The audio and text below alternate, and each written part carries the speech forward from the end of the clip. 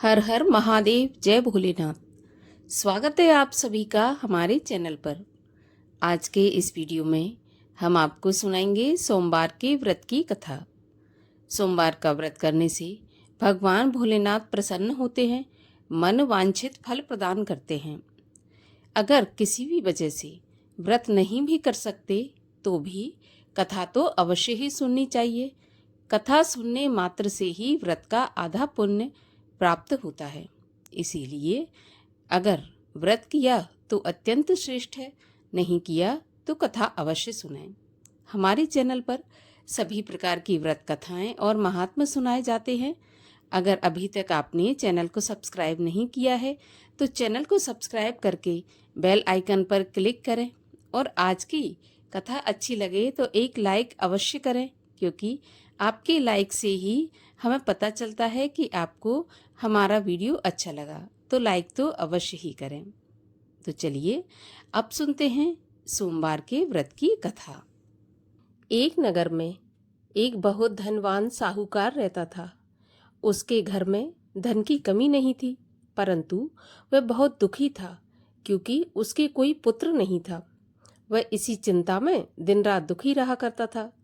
पुत्र की कामना के लिए वह प्रत्येक सोमवार को शिवजी का व्रत और पूजन किया करता था तथा सायंकाल मंदिर जाकर शिवजी के सामने दीपक जलाया करता था। उसके इस भक्ति भाव को देखकर एक समय माता पार्वती ने भगवान शिव से कहा, महाराज, ये साहूकार आपका अनन्य भक्त है, सदैव आपका व्रत और पूजन बड़ी श्रद्धा से करता है। आपको इसकी मनोकामना अवश्य पूरी करनी चाहिए। शिवजी ने कहा, हे पार्वती, ये संसार कर्म क्षेत्र है। किसान खेत में जैसा बीज बोता है वैसी ही फसल काटता है। उसी तरह मनुष्य इस संसार में जैसा कर्म करते हैं वैसा ही फल भोगते हैं। माता पार्वती ने अत्यंत आग्रह पूर्वक कहा कि प्रभु, जब ये आपका अनन्य भक्त है और अगर इसको किसी प्रकार का दुख है तो उसे आपको अवश्य दूर करना चाहिए।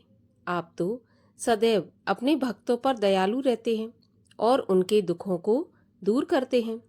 यदि आप ऐसा नहीं करेंगे तो मनुष्य आपका पूजन तथा व्रत क्यों करेंगे? माता पार्वती का ऐसा आग्रह देखकर भगवान शंकर कहने लगे, हे पार्वती, इसके कोई पुत्र नहीं है। इसी चिंता में यह बहुत दुखी रहता है। इसके भाग्य में पुत्र ना होने पर भी मैं इसको पुत्र प्राप्ति का वरदान देता हूँ, परंतु वह पुत्र केवल 12 वर्ष तक ही जीवित रहेगा। इसके पश्चात वह मृत्यु को प्राप्त हो जाएगा। इससे अधिक मैं इसके लिए कुछ नहीं कर सकता। माता पार्वती और भगवान शिव का ये वार्तालाप वह साहूकार सुन रहा था। इससे उसको ना तो प्रसन्नता हुई और ना ही दुख हुआ। वह पहले की तरह शिवजी का व्रत और पूजन करता रहा। कुछ समय के बाद साहूकार की स्त्री गर्भवती हुई और 9वें महीने उसके गर्भ से अति सुंदर पुत्र उत्पन्न हुआ। साहूकार के घर में बहुत खुशी मनाई गई, परंतु साहूकार तो ये जानता था कि उसकी केवल 12 वर्ष की ही आयु है, इसलिए उसने अधिक प्रसन्नता प्रकट नहीं की और न ही किसी को यह भेद बताया। जब वह बालक 11 वर्ष का हो गया तो बालक की माता ने उसके पिता से उसका विवाह करने के लिए कहा। साहूकार ने कहा, अभी मैं इसका विवाह नहीं करूंगा, मैं अपने पुत्र को काशी पढ़ने के लिए भेजूंगा। साहूकार ने बालक के मामा को बुलाकर उसको बहुत सा धन देकर कहा, तुम इस बालक को काशी पढ़ने के लिए ले जाओ और रास्ते में जिन जिन स्थानों से भी जाओ तो यज्ञ करते हुए, ब्राह्मणों को भोजन कराते हुए और दक्षिणा देते हुए जाना। अब दोनों मामा भांजे यज्ञ करते, ब्राह्मणों को भोजन कराते तथा दक्षिणा देते हुए काशी की ओर चल पड़े। रास्ते में एक शहर पड़ा। उस शहर में राजा की कन्या का विवाह था, परंतु जो राजकुमार विवाह करने के लिए आया था वह एक आंख से काना था। उसके पिता राजा को इस बात की चिंता थी कि कहीं राजकुमार को देखकर राजकुमारी या उसके माता पिता विवाह में किसी प्रकार की अड़चन पैदा न कर दें। जब उसने सेठ के अति सुंदर लड़के को देखा तो मन में विचार किया कि क्यों ना द्वाराचार के समय इस लड़के से वर का काम चलाया जाए। ऐसा मन में विचार कर उस राजकुमार के पिता ने उस लड़के और उसके मामा से बात की तो वे राजी हो गए। फिर उस साहूकार के लड़के को दूल्हे के कपड़े पहनाकर और घोड़ी पर बैठाकर कन्या के द्वार पर ले गए। सभी कार्य प्रसन्नता से पूर्ण हो गए। राजकुमार के पिता ने सोचा कि यदि विवाह भी इसी लड़के से करा लिया जाए तो बुराई क्या है। ऐसा विचार कर लड़के और उसके मामा ने कहा कि यदि आप फेरों और कन्यादान के काम को भी पूरा करा दें तो आपकी बड़ी कृपा होगी। मैं इसके बदले आपको बहुत सारा धन दूंगा। दोनों ने खुशी खुशी स्वीकार कर लिया। विवाह कार्य बहुत अच्छे से संपन्न हो गया।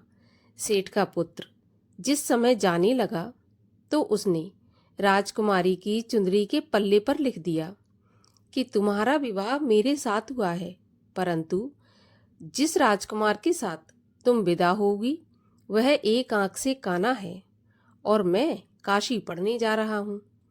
सेठ के लड़के के जाने के बाद राजकुमारी ने जब चुंदरी पर ऐसा लिखा हुआ पाया तो उसने काने राजकुमार के साथ जाने से मना कर दिया। उसने अपने माता पिता को सारी बात बता दी और कहा कि यह मेरा पति नहीं है, मेरा विवाह इसके साथ नहीं हुआ और जिसके साथ मेरा विवाह हुआ है वह काशी पढ़ने चला गया। राजकुमारी के माता पिता ने अपनी कन्या को विदा नहीं किया और बारात वापस चली गई। उधर सेठ का लड़का और उसका मामा काशी पहुंच गए। वहां जाकर उन्होंने यज्ञ करना और लड़के ने पढ़ना शुरू कर दिया। जब लड़के की आयु 12 साल की हो गई उस दिन उन्होंने यज्ञ रच रखा था। लड़के ने अपने मामा से कहा कि मामा जी, आज मेरी तबीयत कुछ ठीक नहीं है। मामा ने कहा, अंदर जाकर सो जाओ। लड़का अंदर जाकर सो गया और थोड़ी देर में ही उसके प्राण निकल गए। जब उसके मामा ने आकर देखा कि उसका भांजा मरा पड़ा है तो उसको बहुत दुख हुआ। उसने सोचा कि अगर मैं अभी से रोना पीटना मचा दूंगा तो यज्ञ का कार्य अधूरा रह जाएगा। अतः उसने जल्दी से यज्ञ का कार्य समाप्त करवाकर ब्राह्मणों के जाने के बाद रोना पीटना शुरू कर दिया। संयोगवश उसी समय शिव पार्वती उधर से जा रहे थे। जब उन्होंने जोर जोर से रोने की आवाज सुनी तो पार्वती जी कहने लगी, प्रभु, कोई दुखिया रो रहा है, उसके कष्ट को दूर कीजिए। जब शिव पार्वती वहां पहुंचे तो उन्होंने पाया कि वहां एक लड़का मरा पड़ा है। माता पार्वती कहने लगी, महाराज, यह तो वही सेठ का लड़का है जो आपके वरदान से उत्पन्न हुआ था।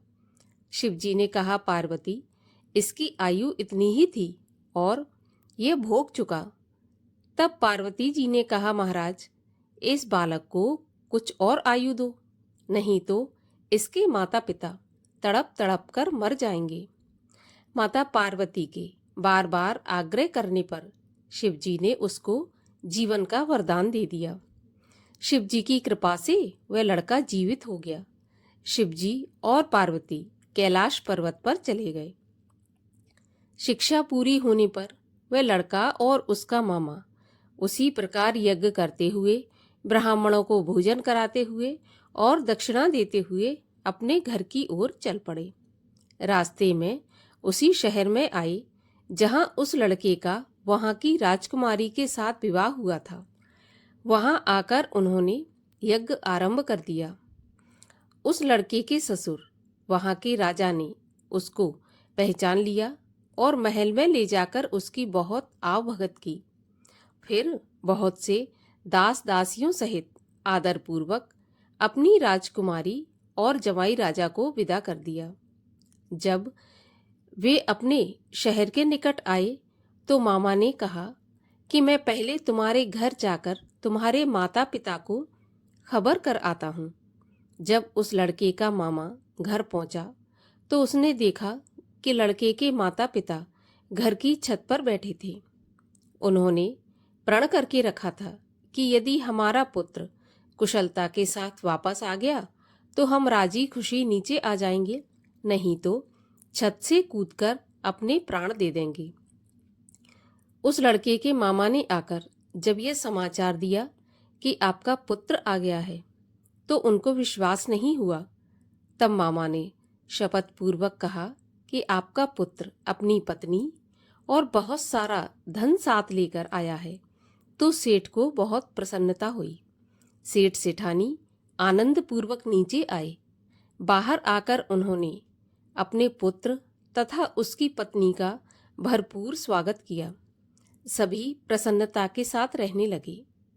जो भक्त सोमवार के व्रत को धारण करता है अथवा इस कथा को पढ़ता या सुनता है, उसके सब दुख दूर होकर उसकी समस्त मनोकामनाएं पूरी होती हैं और इस लोक में नाना प्रकार के सुख भोग कर अंत में सदाशिव के लोक को प्राप्त होता है। भगवान शिव की आरती। ओम जय शिव ओमकारा, स्वामी हर शिव ओमकारा, ब्रह्मा विष्णु सदा शिव अर्धांगी धारा। ओम हर हर हर महादेव। एकानन चतुरानन पंचानन राजे, हंसासन गरुणासन वृषवाहन साजे। ओम हर हर हर महादेव। दो भुज चार चतुर्भुज, 10 भुज ते सोहे, तीनों रूप निरखता त्रिभुवन जन मोहे। ओम हर हर हर महादेव। अक्षमाला वनमाला मुंडमाला धारी, चंदन मृग मद सोहे, भोले शुभकारी। ओम हर हर हर महादेव। श्वेतांबर पीतांबर बाघांबर अंगे, सनकादिक ब्रह्मादिक भूतादिक संगे। ओम हर हर हर महादेव। कर के मध्य कमंडल, चक्र त्रिशूल धरता, सुख करता दुख हरता, जग पालन करता। ओम हर हर हर महादेव। ब्रह्मा विष्णु सदा शिव, जानत अविवेका, प्रणवाक्षर के मध्य ये तीनों एका। ओम हर हर हर महादेव। त्रिगुण स्वामी जी की आरती जो कोई नर गावे, कहत शिवानंद स्वामी मन वांछित फल पावे। ओम हर हर हर महादेव।